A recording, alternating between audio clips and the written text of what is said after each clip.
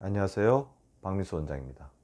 오늘 저는 요즘 유행하는 독감의 특징과 어떻게 대처해야 되는지 그 방법에 대해서 말씀을 드리려고 하는데요.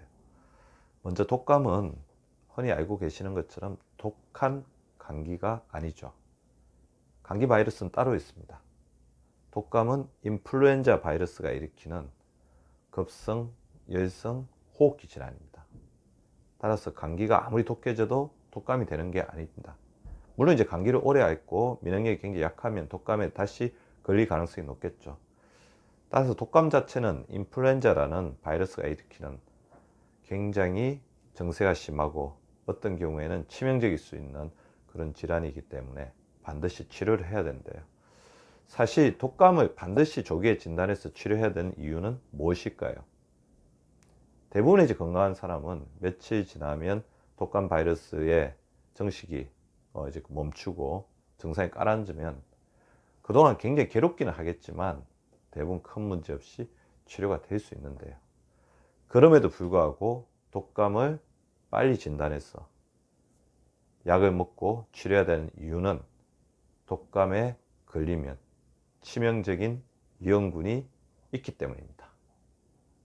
내가 독감에 걸리면 내가 아무리 건강하고 젊은 사람이라고 하더라도 내가 퍼뜨리는 바이러스가 그 고위험군에게는 생명을 좌우할 수 있는 그런 위험한 상태가 될 수 있기 때문에 반드시 독감은 제대로 진단해서 치료를 해야 되는 공중보건학적인 의미를 가지고 있죠.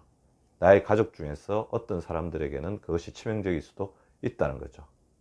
특히 임산부, 어린아이들, 그리고 연세가 많으신 노약자들, 면역력이 떨어져 있는 사람들, 급성 어떤 면역 저하 상태에 있는 사람들, 고혈압, 당뇨, 고지혈증, 신장질환 같은 만성질환을 가지고 있는 사람들에게는 독감이 생사를 넘나드는 일이 될 수도 있습니다. 최근에 유행하는 이제 독감은 B형 독감입니다. 얼마 전에 A형 독감이 유행했고요. 근데 이제 독감, 요즘에 이제 발생한 독감의 어떤 양상을 보면 한 세 가지 특징들이 있어요. 독감 예방접종 했는데도 독감에 걸리는 사람이 있습니다. 모든 독감 예방접종은 그 확률이 떨어뜨린 거지 100% 예방할 수 있는 것은 아닌 거죠. 따라서 자기가 독감 예방접종 했는데 독감일 리가 없다고 했다가 크게 낭패나 고생을 많이 하시는 분도 있습니다. 가끔 이제 독감의 가장 중요한 특징은 고열이죠. 고열에 이제 호흡기 증상이 이렇게 따라오는 건데 열이 없는 독감도 있습니다. 열이 없는 독감은 면역력이 좀 떨어져 있는 사람이거나 아니면 독감 예방접종 했던 사람들, 그런 사람들한테는 열이 없는 증상으로 나타날 수도 있고, 미식거리는 이제 소화기 증상, 굉장히 속이 미식거리고 안 좋다. 근데 열이 나면서 그렇다고 한다면 장염을 의심해 봐야 되겠지만 독감도 완전히 배제할 수도 없습니다. 고열에 미식거린다 그러면 독감일 수도 있다는 겁니다. 문제는 이제 독감은 이런 증상, 고열, 뭐 목이 아프거나 기침, 뭐 여러 가지 호흡기 증상과 더불어서 고열이 결합되었을 때 독감을 의심할 수 있는데, 요즘은 독감을 검사할 수 있는 이제 좋은 이런 간이 진단 키트도 많이 나와 있죠. 간이 진단 키트가 나와 있는데, 문제는 이제 독감에 걸렸는데도 간이 진단 키트에서 음성으로 나타나는 사람들이 있다는 거죠. 그럴 때 이제 의사들이 또 굉장히 갈등을 이렇게 하게 되는데요. 일단 잠복기인 상태, 그러니까 독감에 걸렸지만 아직 바이러스가 이 독감 진단 검사에서 양성으로 나타날 만큼 충분하지 않으면, 그러니까 보통 이제 독감 걸리고 나도 하루나 이틀 정도에는, 하루 정도에는 음성으로 놓을 수도 있습니다. 뭐 대부분의 사람들은 양성으로 놓기 때문에 그 독감이 의심된다고 한다면 잠복기라고 해서 검사를 미룰 필요는 없겠지만, 잠복기 때는 음성으로 놓을 수가 있고, 두 번째는 어떠한 이유로 바이러스가 빨리 정식하지 않는 사람, 뭐 독감에 걸렸는데도 바이러스의 로딩, 바이러스 총량 자체가 낮은 사람은 음성으로 나타날 수도 있겠죠. 그다음 독감 예방접종을 했던 사람들도 음성으로 나타난 경우를 가끔 봤습니다. 그렇다면 어떻게 해야 될까요? 일단 이제 최근에 어떤 독감의 양상을 보면 보통 이제 3일에서 5일 지나면 증상이 가라앉는 사람들도 있지만, 일부의 사람들에서는 이 바이러스가 굉장히 오래까지 가면서 이 독감 증상, 고열이라든지 호흡기 증상이 굉장히 오래 가는 사람들이 있어요.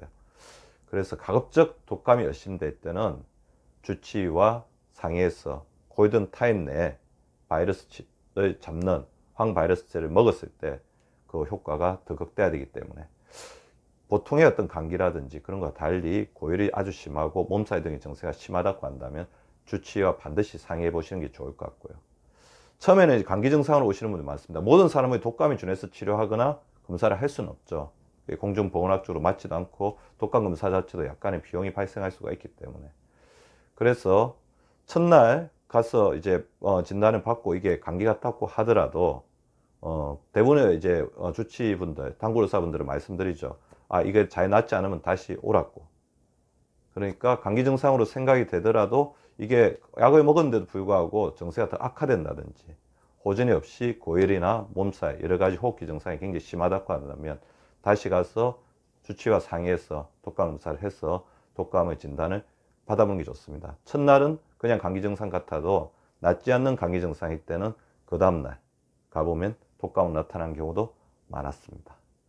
환절기 계절에 어떻게 보면 면역이 굉장히 떨어지면서 독감이 굉장히 늘어나고 있거든요. 개인위생, 손을 깨끗이 씻는다든지, 기침하는 사람들은 마스크를 반드시 쓰고 다니면서 다른 사람들에게 퍼뜨리지 않도록 주의하는 것도 중요할 것 같고요. 환절기 때 조금 더 쉬고 조금 더 잘 자고 제철에 나는 어떤 나물 같은 것들을 잘 드시면서 면역을 키워주는 것이 독감에 걸리지 않는 가장 중요한 방법이라고 생각이 됩니다.